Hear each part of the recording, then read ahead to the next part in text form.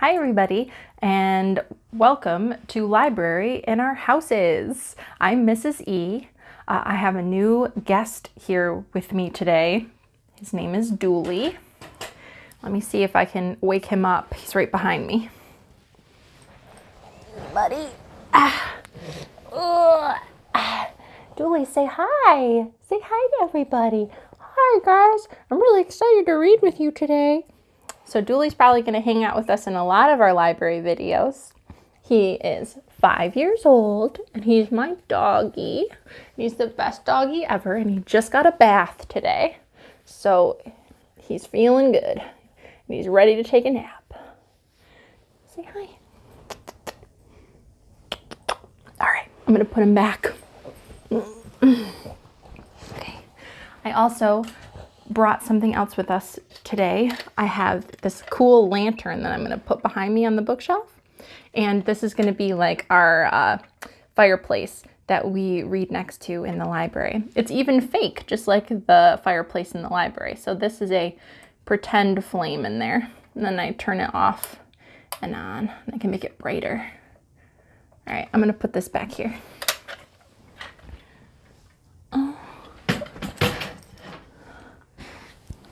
Great. So today we're going to read a couple fairy tales. So we've talked about fairy tales. We know that fairy tales are fiction, fake, okay? These fairy tales are also called folklore or folk tales. And you've heard the word folks before. That's like another word for people. So folklore or folk tales means stories that people tell each other.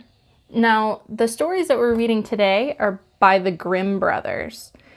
The Grimm Brothers were around a really long time ago. Hold on, I have my information right next to me.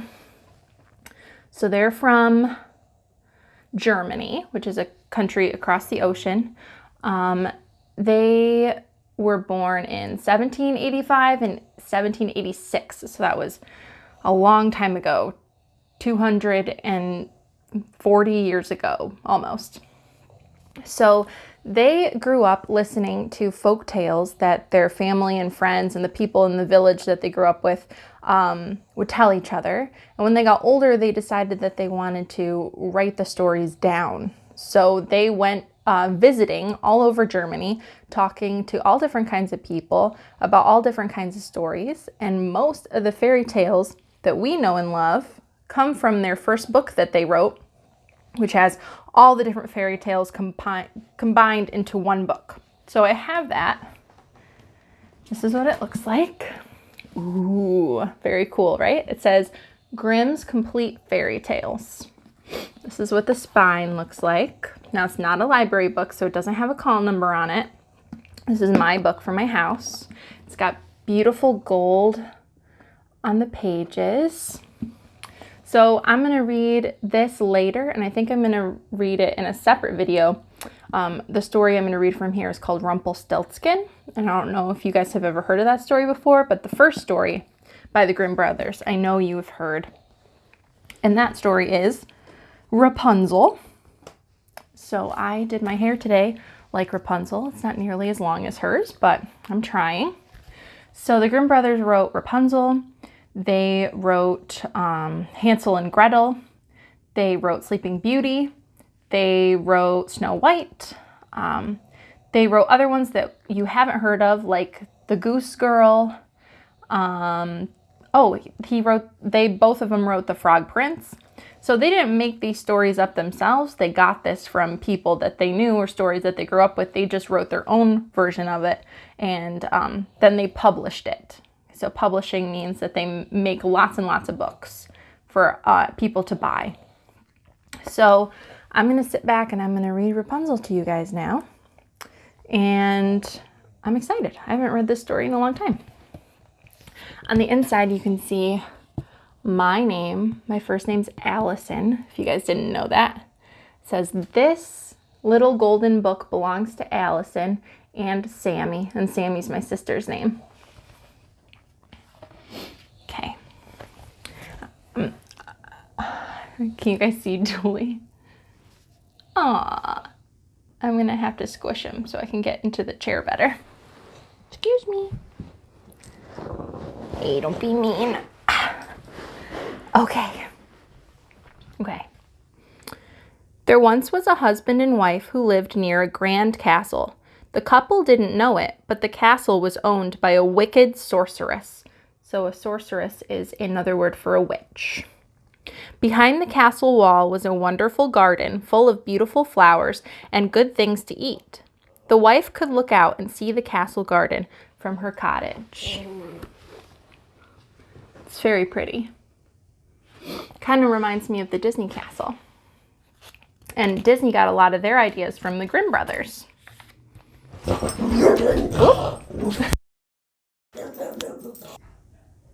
Oh my goodness, sorry about that. The dog gets crazy when the mailman comes, so he ripped my microphone out. So I'm mad at him, so I turned him into a stuffed animal. So this is Dooley, and I might turn him back into a real dog in a little bit. But for now, this Dooley, this stuffed Dooley, is the only one allowed in here while I read this story. Okay. So we know about the castle, and we know that there's a wicked witch who lives there. Let's keep going. A time came when the husband and wife were going to have their first child. The sorceress, who had no children, decided to cast a spell on the woman. If the spell worked, the sorceress could have the child for herself. So the witch is trying to steal this lady's baby. That very day, the wife began to long for Rapunzel, a blue flowering plant that grew only in the sorceress's garden. So we know the word Rapunzel like the name of the princess, but it's actually a kind of plant.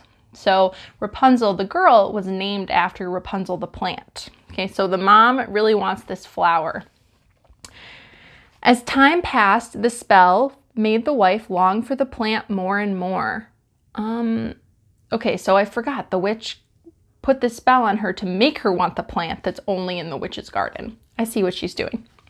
As time passed, the spell made the wife long for the plant more and more. Finally, she began to feel ill, that means she's sick, and begged her husband to get some Rapunzel leaves from the castle garden. She knew that if she ate a salad of the leaves, she would feel better again. That night, the husband climbed over the garden wall and stole some of the fresh green Rapunzel leaves. His wife ate them greedily and began to feel better, but the taste only made her want more. Do you think it was a good idea for the husband to go over the witch's wall and get the Rapunzel? I think they're falling right into the witch's trap. This is the beautiful artwork. Evil witch, mom and dad, or mom and dad. Reluctantly, the husband returned night after night, so he keeps going back over the garden wall and getting his wife more and more Rapunzel.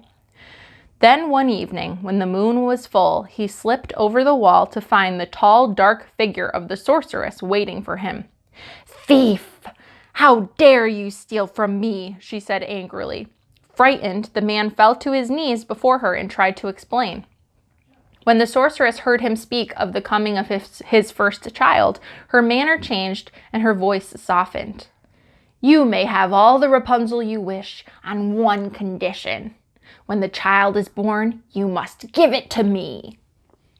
When the husband refused, the sorceress said, "I'm sure your wife will agree."